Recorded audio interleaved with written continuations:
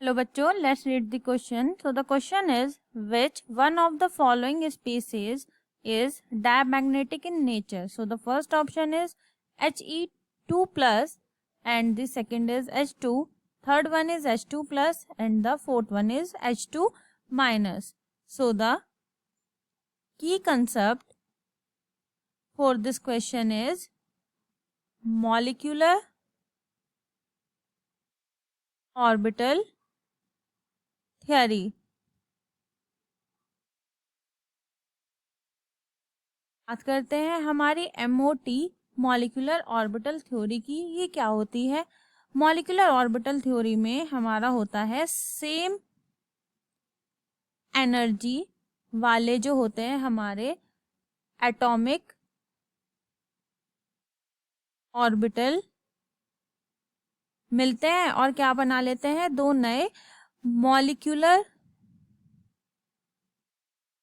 Orbital जो हैं वो बना लेते हैं। तो जो हमारा एटॉमिक ऑर्बिटल हो गया, जिसे हमने एग्जांपल ले लिया हाइड्रोजन, और वो किससे मिल जाएगा, हाइड्रोजन। ये भी हमारा एटॉमिक ऑर्बिटल है, ये भी एटॉमिक ऑर्बिटल है, दोनों की एनर्जी क्या है, सेम। दोनों ने क्या बना लिया, हमारा H2 यानी मॉलिक्यूलर ऑर्बिटल।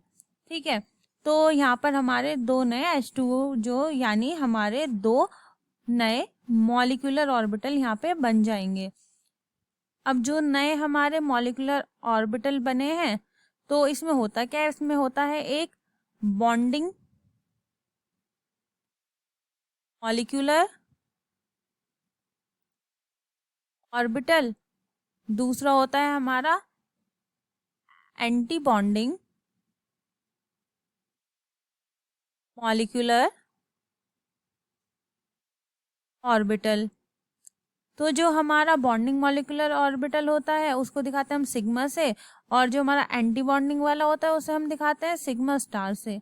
अगर हम बात करें स्टेबिलिटी की,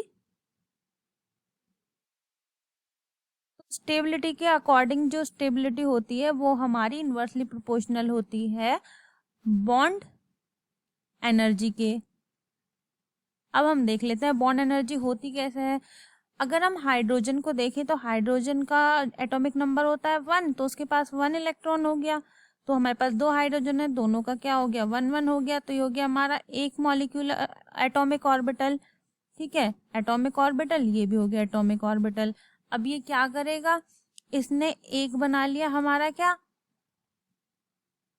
मॉलिक्यूलर ऑर्बिटल, जिसमें क्या होगा, एक तो होगा हमारा बॉन्डिंग यानी सिग्मा, एक होगा हमारा एंटी बॉन्डिंग यानी हमारा होगा ये सिग्मा स्टार। तो दो नए मॉलिक्यूलर ऑर्बिटल बन गए।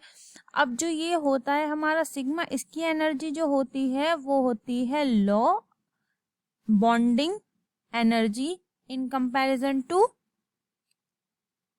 एटॉमिक ऑर्बिटल, और इसकी एनर्जी क्या होती है हमारी, हाई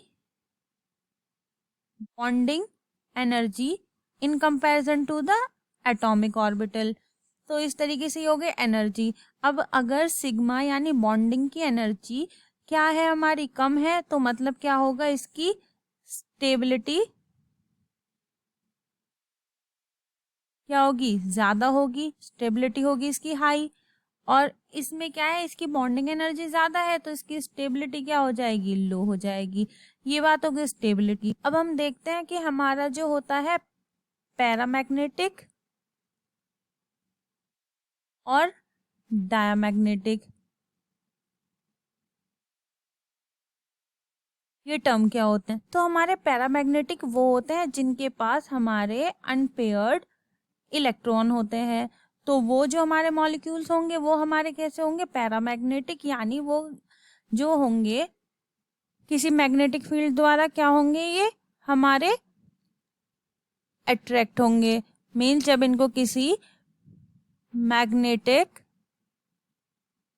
फील्ड में रखा जाएगा तो ये अट्रैक्ट करेंगे। और डायमैग्नेटिक कौन होते हैं, जिनके पास होते हैं हमारे सारे पेयर्ड इलेक्ट्रॉन, और जब इनको किसी मैग्नेटिक फील्ड में रखा जाएगा तो ये क्या करेंगे, रिपल करेंगे, उसको रिपल कर देंगे यानी उससे दूर भागेंगे। अब हम अपने ऑप्शंस को देख लेते हैं। तो पहला ऑप्शन है हमारे पास He2 प्लस, He2 प्लस।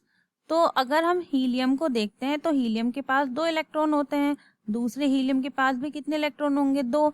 इनके मिलने से हमारा क्या बन गया है, He2 मीन्स इसके पास कितने इलेक्ट्रॉन होंगे, 4। और प्लस का मतलब क्या है कि इसने अपना एक इलेक्ट्रॉन लूज कर दिया है, किसी को डोनेट कर दिया है, तो अब यहाँ पर सिर्फ कितना बचेगा, 3 इलेक्ट्रॉन्स।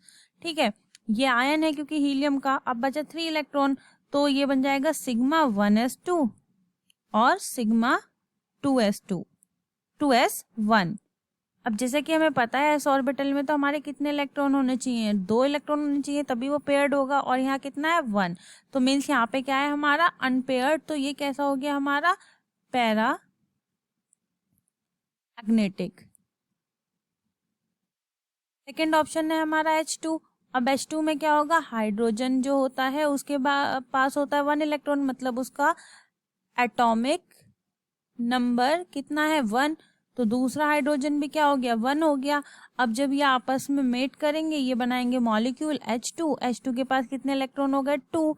तो इसका इलेक्ट्रॉनिक कॉन्फ़िगरेशन क्या हो गया, सिग्मा 1s2। जैसे कि अभी मैंने बताया S में हमारे कितने इलेक्ट्रॉन होते हैं, 2। तो ये दोनों क्या हो गए, हमारे पेयर्ड हो गए, और पेयर्ड है तो ये कैसा होगा हमारा, डायामैग्नेटिक। डायामैग्नेटिक। थर्ड ऑप्शन हो गया हमारा H2+।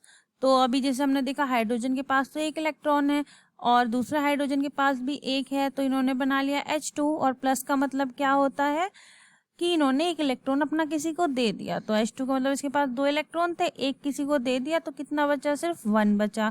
तो ये क्या बन जाएगा, सिग्मा 1s1।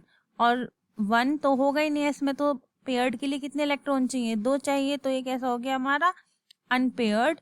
मीन्स ये कैसा हो गया हमारा, डायामैग्नेटिक। लास्ट ऑप्शन बचता है हमारे पास H2-। तो इसमें क्या हो गया, हाइड्रोजन के पास कितना इलेक्ट्रॉन है, 1। दूसरा हाइड्रोजन के पास भी कितना इलेक्ट्रॉन है, 1। दोनों ने बनाया हमारा मॉलिक्यूलर ऑर्बिटल, तो वो हो गया हमारा H2। H2 के पास इलेक्ट्रॉन हो गए 2। माइनस का मतलब होता है 1 इलेक्ट्रॉन का उसको गेन हुआ है, उसने इलेक्ट्रॉन लिया हुआ है, तो कितने हो गए, 3।